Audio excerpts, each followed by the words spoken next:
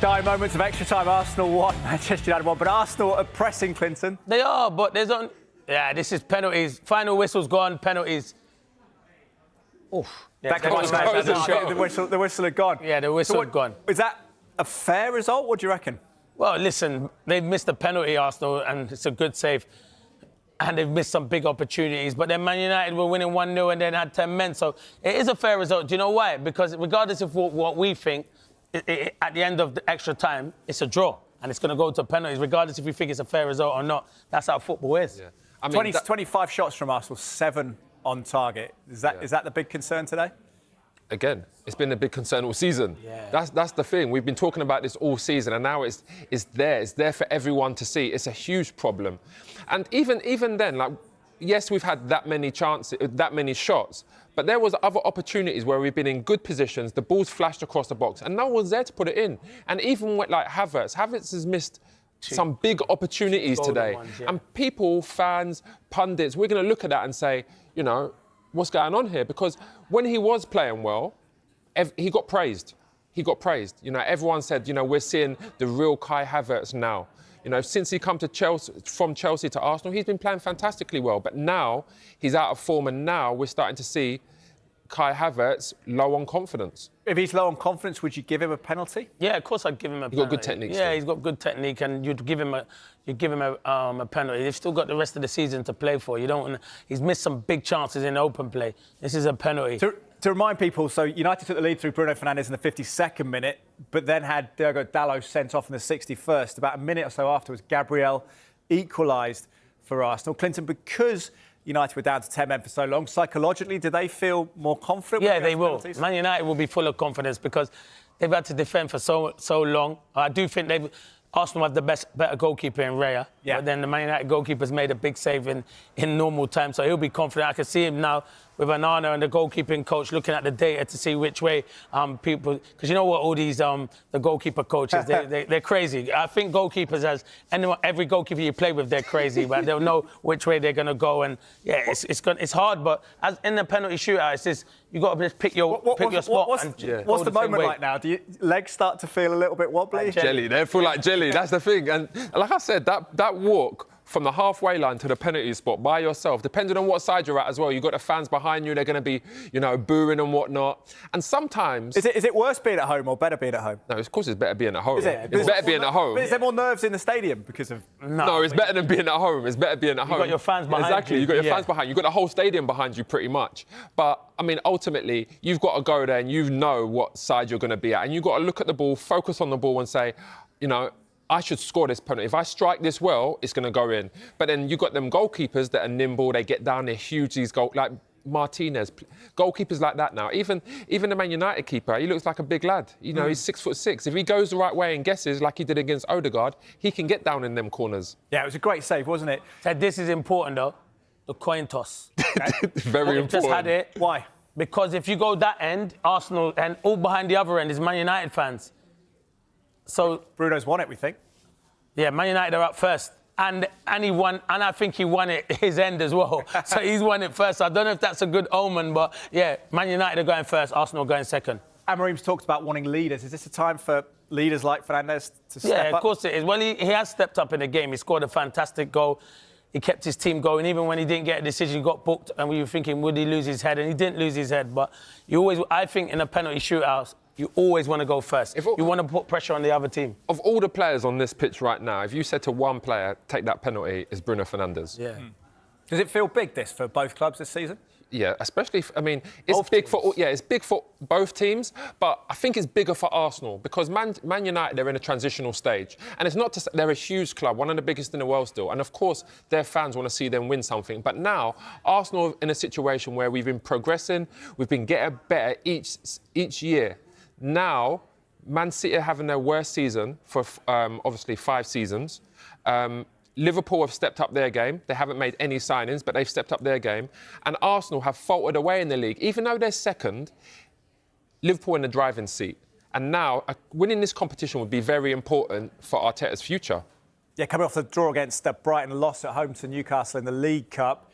Is it Bruno stepping up first for Manchester United? You have do you always do that? Is that the best move? Well, I always think you should have your best penalty taker. Clinton wants headlines. I want headlines. I think your best penalty... I just want to take the penalty. I want to score the goal. I think your best penalty takes the first one, but I want headlines. I want to be the one that they say scored the winning goal. You might be unused, though, mate. You're at fifth. Yeah, well, I remember watching one where Salah was meant to take the fifth one, and it was over before it got to that. So sometimes you have the best penalty taker takes the first one, and it's Bruno against David Raya. Of all the penalty takers, Raya will know more about Bruno than any of the Manchester United players, will he, in terms of the penalties? No, I think you just do his homework anyway. Like, you just do your homework. That's what your goalkeeping coaches and all your staff are, to do your homework. We know how good Bruno is at penalties. I'll tell you one thing about Bruno. He's got different styles of penalties. Sometimes it's the hop, sometimes he just runs up to it, bangs it, sometimes he whips it. Describe this quickly. Yeah. Describe what he's looking very focused. He started in the middle. I feel nervous, you know. I ain't even going to lie. I feel nervous. He's coming round the ball, the jink, the hop and the skip, and he's just put it in the bottom corner on the left. He's made the keeper go the wrong way, and he's just given it a little smile. How much confidence? That was easy work. How much courage, confidence does it need to do that little skip and stop? He's got supreme confidence, but he believes in his technique. He's got in the whole league, he's got some of the most, like, the greatest technical ability in this league, and he trusts himself. And it doesn't leave you much room. Odegaard now. I'm not happy about this one. No, I don't. Listen, it's a hard one, but now Odegaard. This is the one. This is a big penalty. This is a big penalty. Do you go the same way? I don't know. Well, if you go the same way, make sure you put enough pace and power on it. And if he saves it, you got to hold your hand up and say, great save. But I'll tell you what, I don't like going that way, where you just open up your foot, because you've really got to put it in the side net. Here he is. Odegaard steps up, little shuffle as well. And he scores. Yes, he's done it. He's gone the other way. He goes the other way. That's a big penalty for him there. Look at him. Goes the same way as he made the same. And he goes the other. And Odegaard gets the fans going, and he says, "Come on, I want more noise." The crowd is jubilant now. Yeah, big penalty. We're going to do it. Problem is, if Arsenal win this, Jay's going to be running around here. We're going to have to get him some I don't know, lemon and ginger tea or something. some chai tea. That was big for Odegaard's season, isn't it? Possibly after recovering from that? Yeah, he hasn't had the greatest season this year. He hasn't scored and he hasn't set up many goals this year. But that's big for him. He's a captain. He's leading the team, especially now. And Ahmed Diallo's stepping up now, and he's been a big player. He steps up now.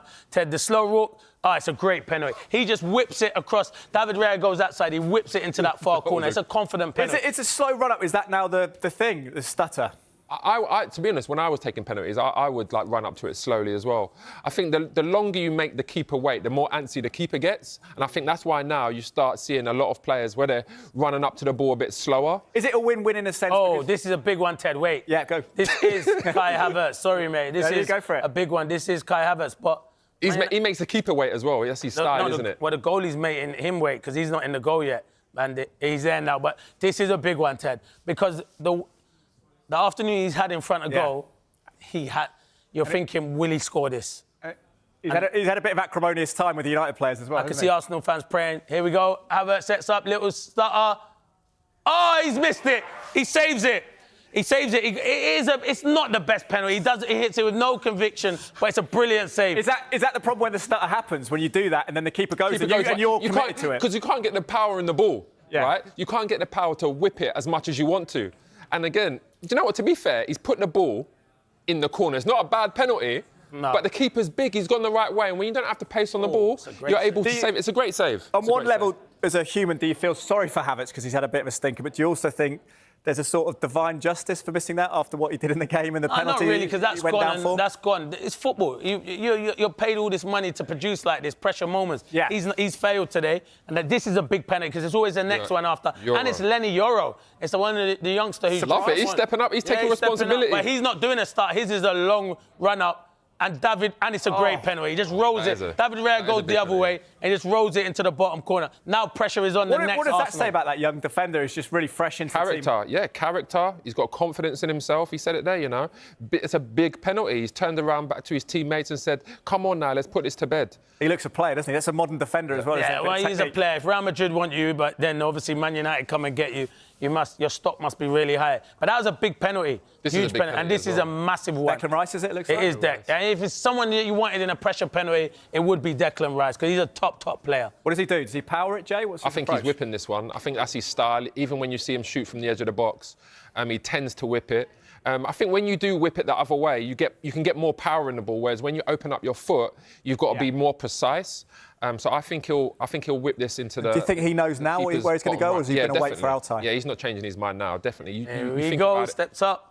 See it there? Great penalty. Told you, like I said, he's whipped it in the bottom corner. He whipped it. He went the right way in the goalkeeper, but it's a really good Brilliant penalty. You're not saving that. Is that the motto for kids out there that just hit it hard and No, low? but you know what? I think things have changed. I have confidence in everyone who does the stutter nowadays. When we were playing, it was different. I was like, just run up and put.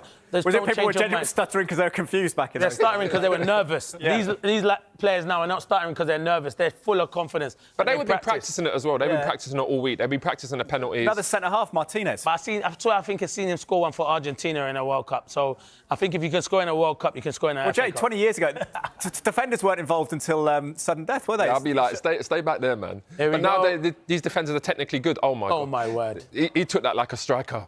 Outrageous. He took that like a striker. Yeah. He's laid down. Has Raya sold himself a bit there? That's his technique, though. That's his style that's laid him down early, and he's just put it the other way. Like we said, it's a great penalty, but if Raya stays up longer, he makes it more difficult. But, I mean, it's a great penalty. Feels the calibre of shootouts is higher now than it used to be. Is that because of defenders being better? But everyone practice. You'll see everyone practicing training. And you saw Sergio Ramos do a Panenka. And that's when I saw centre-halves are different now because he has so much ability. But this is a big one because if Thomas Partey misses, Arsenal are out. So this is a huge one. Massive one for Thomas Partey. All players now are technically better, aren't they? All around the leagues. They're just technically better. Especially defenders. They've been told to play out from defence now. So when you see something like that from Martinez, it's not really a surprise. Here we go. Thomas Partey steps up. Ted, could this be it? Oh, it's a good penalty. Straight down the middle. Straight down the middle. Come on, Thomas. Great penalty from Thomas Partey. That's about as pressurised as a penalty can get, is it? Yeah, of course it is. This is it because you know you're going out and basically, but we'll see who's going to take it. But that is a pressure one, but it's a good penalty. He waits for the goalie to dive straight down the middle from Thomas Partey. Clever penalty. Who would you imagine is the fifth penalty taker for United? Oh, your mate Xerxes. No, this is good. Xerxes. It is good for Xerxes. After what's happened him over the last couple of weeks, this could give him massive it's good confidence. if he scores it. Yeah, if he scores it. If he scores, it's big for him. For what's happened, he's not had the best start. Played well since he came He on? has played well, but it doesn't matter. This is the big penalty. Ted, he steps up. Xerxes. Oh, and he scores. Man United go through and Arsenal's out, and you can see Jay Buffro's reaction. He's not happy, but credit Xerxes and credit Man United. We need to see more emotion from Jay, to be fair, as well. It's too neutral. Jay, what do you think? How big a missed opportunity for Arsenal against 10 men for so long? Yeah, of course, it's a missed opportunity. But again, if they don't score the chances that you get, you're going to lose football matches. And when it goes to penalties, it's a toss of the coin. Whoever feels confident on that day. To be fair, Xerxes stepped up there. Even when he came on as a substitute, he played really well. He got a hold of the ball, he brought other players into play, and then now he just dispatched this penalty. But ultimately, it's been the same old story from Arsenal in this game. Getting the ball in good areas, dominating possession, but not putting away the chances. And that's where you talk about you need a striker in this day and age. Listen, Man City have gone out there. They tried to sign Kane. They couldn't get Kane, who's the best number 9 in the world. They got Haaland. He's scoring goals. He's clinical when he gets his chances more often than not. You see, like Isak, scoring his goals, getting chances. Even Wood, Forest, he's having a great season, scoring goals. Why hasn't Arsenal got a striker with all the money they've spent? They haven't got an out striker. 45 seconds left, so we've got about 20 on you, Clinton. Final thought on Manchester United. Could this be a defining moment in the season? It could kickstart them. They got Southampton. Don't lose to Southampton. After putting a performance like this, don't go on to lose Southampton on Thursday. But it's brilliant. They wanted them to do well in a cup competition. Play your strongest team and you get results. So big result for Man United. It sets up the North London derby nicely, doesn't it, as well? Massive game now. Tottenham through against Tamworth. Massive game Arsenal now. out, yep. Brilliant. Thank you very much, Clinton and Jay. Jay, thanks for staying as well, free of charge, I hope. I've got a bit of shrapnel for you. We'll see if I can get behind the couches over there. Thank you for watching Soccer Sunday then. Tottenham are through against non-league Tamworth, but in the end, the big story is Manchester United win at Arsenal on penalties. The holders remain. We'll wrap it up next on Sky Sports News. OK, first to the Emirates, where in the last few minutes, Manchester United have beaten Arsenal on penalties to make it through to the fourth round. Joshua Zirkzee scored the winning spot kick to send the holders through after they played an hour with 10 men. Well, I've got Jay Bothroyd and Clinton Morrison, as you can see, alongside us. And firstly, Clinton, you were watching this game, you were doing this game. Just how good were Manchester United in defence? By India, the keeper made some great saves, and the spirit they showed. Yeah, Bayende was brilliant. He made the big penalty save in the shootout and then made a penalty save in normal time from Odegaard, which was a fantastic save. But I thought the three centre-backs were outstanding. De Ligt, Maguire, Martinez, and young Lenny Yoro when he came on. But they defended. They had to defend. They had to, because when Dalot gets a stupid second yellow card for a needless tackle, even though he can say he didn't make contact, the attempt where you jump like that, you deserve a second yellow card. And Arsenal dominating. There's the same old problem with Arsenal. I see them dominating football matches and not putting the ball in the back of the net. But huge credit to Man United. There's a big result for Ruben Amorim and his team, and I thought they were fantastic on the day. Yeah, Jay, I was going to put that question to you. United, as Clinton says, so good with the ball. They knock it around beautifully, don't they? But that final bit, the key bit, which you were both good at, sticking the ball in the back of the net, they just haven't quite nailed that. Yeah, exactly. That's been the story of the season so far. I mean, if you look at today's game, 26 shots on goal, 12 corners. And there was even more situations where they got into great situations where they put the ball across the box. No one's there to put it in the back of the net. Now there's injuries. Jesus looks like he's got a painful injury there. We don't know what's happened to him, but that's going to be a blow because he's come in, he's scored some goals. And ultimately now he's out. Havertz, I mean, he's so low on confidence. He's just missed a penalty there. He didn't play well during the game. He missed a lot of chances. There's a lot of problems now, right, at the moment for Arsenal. I mean, we've got players in this people in this studio saying Arteta out. I mean, that's the thing. I'm not at that point yet. You're not at that point. Yeah, I'm yet. not at that point. I'm not at that point yet. Purely for the fact that every year Arteta's improved Arsenal, you know, and it's been unlucky that Arsenal are going against arguably the best Premier League team in history, being Man City. And you've got Odegaard. You've had Odegaard injured. You've now got Saka injured. And like you mentioned, all those injuries. Yeah, and then there was some suspensions as well at the beginning of the season. Saliba being out for what I would say was, unfortunate, tackles where he was out for a sustained period of time. But ultimately, you're not going to win games if you're not putting these chances away. And it's not like Arsenal. Arsenal are putting the ball in good situations. They're making the chances, but it's the attacking players that are not finishing them at the moment. And that's the problem. That is the problem. You can have as much possession as you want today, 70% possession. But if you're not putting the ball in the goal, that's what people are judged on.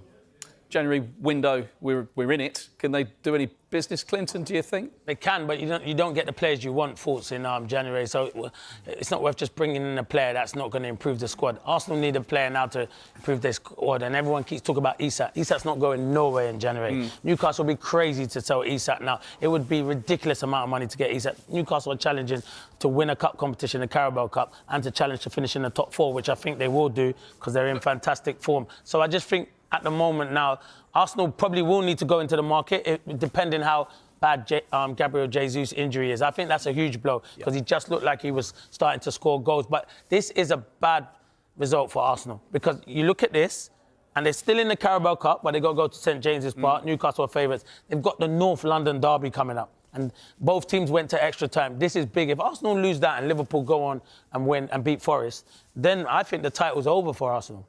That's true.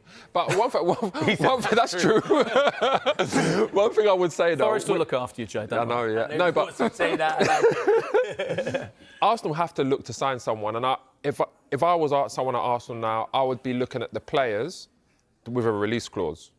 And you've got to look at the likes of Nico Williams, maybe Sesko, that have got release clauses where you can just go and activate it and they're going to come straight away. I think Clinton's right. I think at the end of a season... You might be able to get Isak for the right money, but I don't think it's going to happen now. So you have to look at those players and do you want to spend that money? I think those players in particular, people like Sesko is good number 9. He scored a great goal today. Nico Williams, we've seen what he's doing for his club. We see what he did in the Euros. Someone like that, Arsenal need anyway. They need a left winger. Because, Martinelli's not been playing well. He's low on confidence. You've got Saka on the right wing that, when he's fit, he plays and he's always producing. Odegaard. But there's no balance at Arsenal. That's the problem. And for the money that Arteta has spent, again, 700 million, it's difficult to look at Arsenal's squad and say, where's the depth there? Today, you're bringing on Tierney. He's there's not enough good attacking players to bring on to change a game. You know the problem is, the biggest problem Arsenal have is they're so reliant on Saka. So when your best player is injured, you don't have anyone who can come and get you the numbers and assist that Saka. That is why I hold Saka so high up. I know Odegaard's a fantastic player, but Arsenal's best player is Saka. When Odegaard and Saka are on the pitch, they look frightening. And that's why people looked and said, oh, maybe they don't need a number 9. That was like kind of covering over the cracks. I don't know any team in the world, apart from when Man City were winning games, that don't need a number 9. You need a number 9. It can work. Havertz is not a number 9. I think he's better coming from a deeper role, but he can play as a false number 9. You need an out-and-out number 9. It's what me and Jay were. You need centre-forwards that are going to stretch in behind.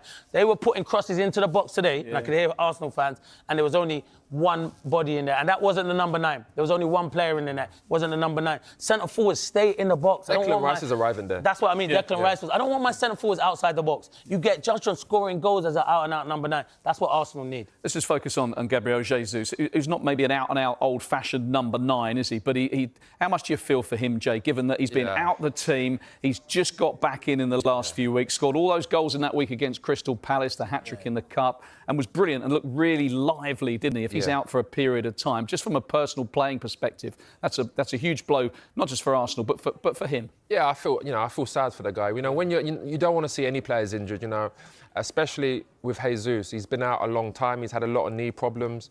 And right now, when he's on top of his game, he's scoring goals, he's got that confidence. That's the last time you want to see an injury. That's the last time you want to get injured. And, you know, he's come off there. He looks like he's in tears. When you see a player with his shirt over his face, you know that he thinks it's bad. So, I mean, that in itself, especially at this point in the season, who do you turn to now? You're going to end up playing. I mean, Sterling come on today, and he was pretty good, especially early on. He made an impact, but over the course of a season, when you've got long-term injuries like Saka's, and it looks like Jesus now, it's a worry for Arsenal.